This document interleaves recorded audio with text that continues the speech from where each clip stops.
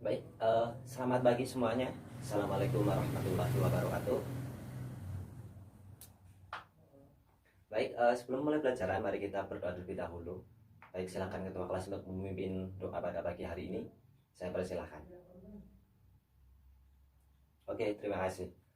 Bagaimana kabar hari ini semua anak-anak? Eh, Sehat semua ya. Hari ini siapa yang tidak berangkat?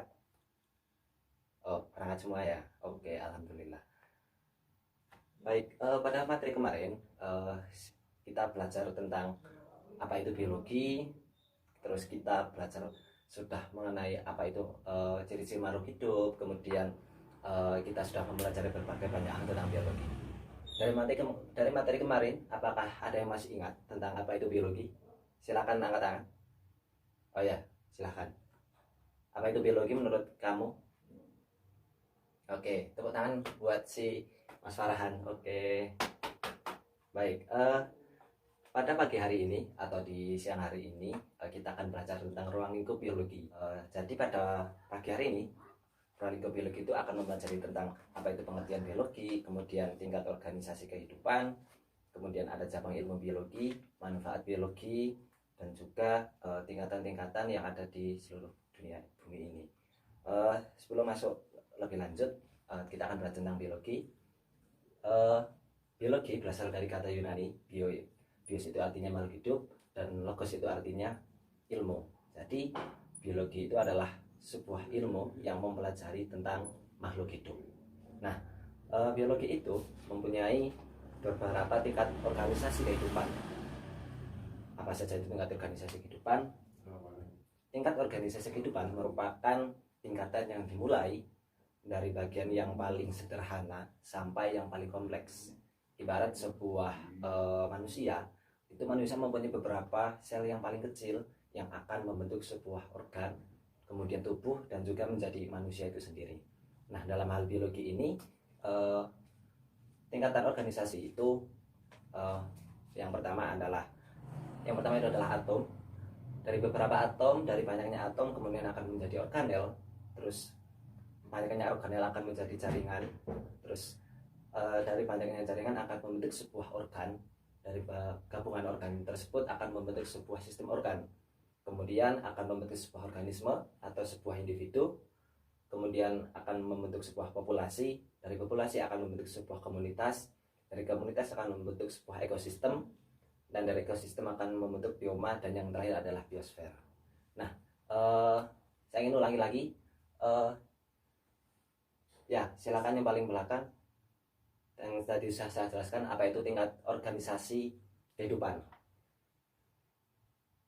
Oh ya, siap. Terus kemudian dari tingkatan organisasi kehidupan itu yang paling kompleks itu apa? Silakan angkat tangan. Ya. Nah, dari beberapa tingkat organisasi kehidupan tersebut tentunya terdapat permasalahan-permasalahan biologi. Dari suatu tingkatan tersebut pasti ada suatu permasalahan. Misalkan dalam permasalahan tingkat molekul. Tingkat molekul biasanya sering terjadi sebuah kelainan dalam proses pembentukan hemoglobin. Kemudian pada tingkat organ, misalkan salah satu organ kita atau organ mata kita itu tidak dapat berfungsi dengan baik atau tidak bisa melihat yang ada di depan kita. Dari beberapa tingkat organisasi tersebut, silahkan kalian nanti tuliskan suatu contoh permasalahan yang ada di tingkat suatu organisasi tersebut. Nanti silahkan ditulis, nanti akan dikumpulkan di akhir pelajaran. Yang adalah cabang ilmu biologi. Cabang ilmu biologi itu sangatlah banyak. Yang sering kita temui adalah genetika, kemudian ada virologi yang mempelajari tentang virus, kemudian mikrobiologi yang mempelajari sebuah mikroorganisme, kemudian ada botani yang mempelajari tentang tumbuhan, kemudian ada zoologi yang mempelajari sebuah hewan, kemudian ada taksonomi yang mempelajari tentang klasifikasi makhluk hidup. Nah, dari cabang ilmu biologi tersebut bisa kalian lihat di PPT, sangatlah banyak. Ada genetika, histologi, imunologi, yaitu sebuah ilmu yang mempelajari tentang imun, kemudian ada virologi, mikrobiologi, botani, zoologi, dan banyak lain sebagainya. Yang selanjutnya adalah manfaat mempelajari sebuah ilmu biologi. Manfaat mempelajari sebuah biologi, ada yang tahu? Silakan angkat tangan. Ya, silakan. Oh ya, oke. Ada lagi yang menambahkan? Manfaat mempelajari ilmu biologi. Oke. Nah, jadi manfaat mempelajari sebuah ilmu biologi itu sangatlah banyak, sangatlah luas.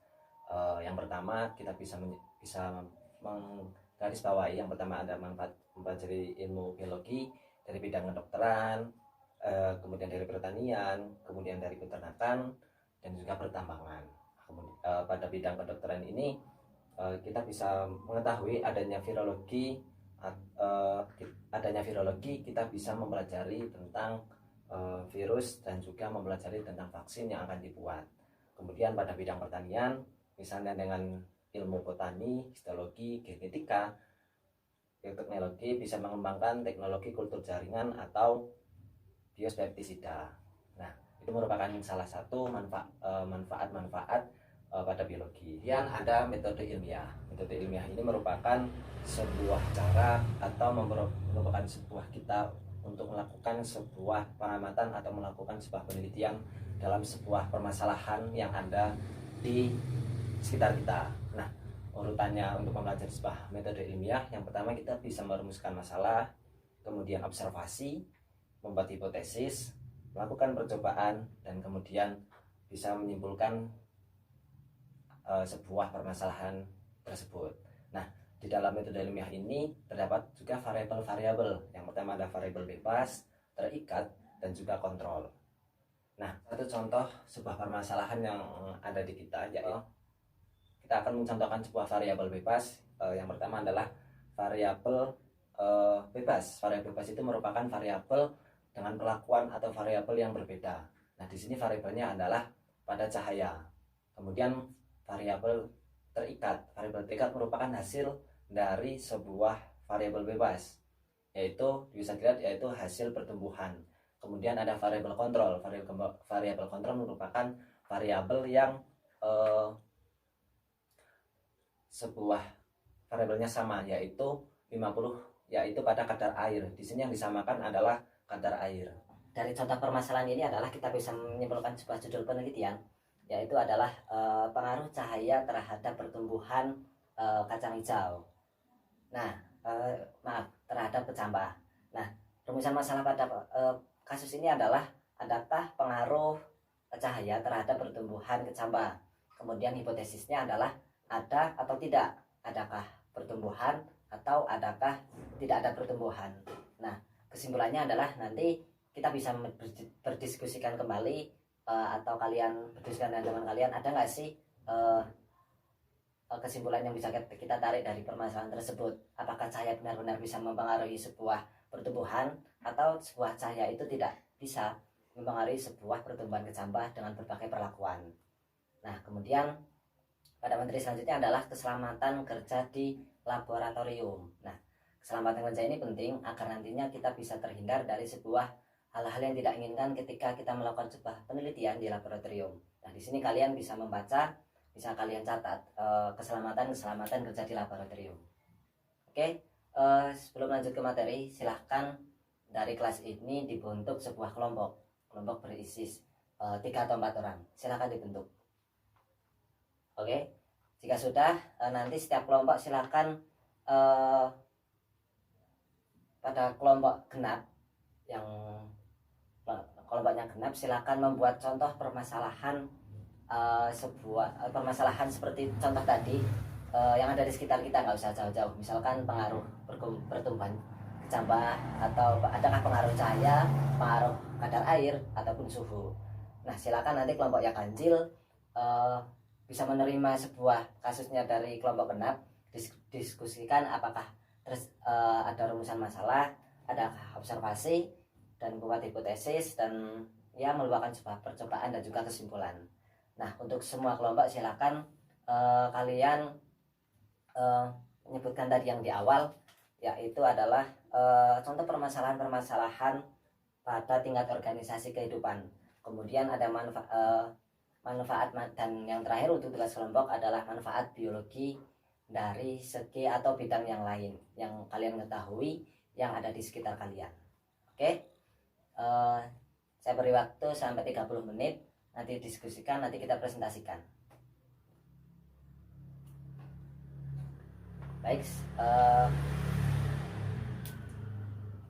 terima kasih untuk semua kelompok yang sudah mempresentasikan hasil diskusinya. Pada pagi hari ini kita bisa menarik kesimpulan bahwa ruang lingkup biologi merupakan sebuah materi yang sangat luas. Kita bisa mempelajari sebuah ilmu dari berbagai sudut pandang yang lain, atau kita bisa mempelajari sebuah manfaat biologi dari sudut yang lain. Dari kita yang belum paham menjadi paham, yang belum tahu menjadi tahu. Oh, ternyata dalam sebuah ilmu kedokteran kita bisa memanfaatkan sebuah cabang ilmu biologi untuk mempelajari sebuah penyakit ataupun sebuah virus atau tentang pembuatan vaksin. Nah, mungkin pada pagi hari ini kita bisa menutup pelajaran pagi hari ini. Semoga apa yang sudah kita pelajari pada pagi hari ini dapat bermanfaat dan berkah untuk kita semua. Sebelum saya tutup, silakan untuk pertemuan besok kalian mempelajari tentang klasifikasi makhluk hidup. Dibaca-baca buku yang sudah diberikan dari sekolah, ataupun jika kalian tidak paham dengan klasifikasi makhluk hidup, bisa menghubungi saya. Baik, terima kasih atas perhatiannya pada pagi hari ini. Saya sangat senang sekali pada pagi hari ini karena kalian semua sudah sangat aktif dan partisipatif terhadap pelajaran pada pagi hari ini. Sekian, saya tutup. Silakan kalian melanjutkan pelajaran yang selanjutnya. Saya tutup. Assalamualaikum warahmatullahi wabarakatuh.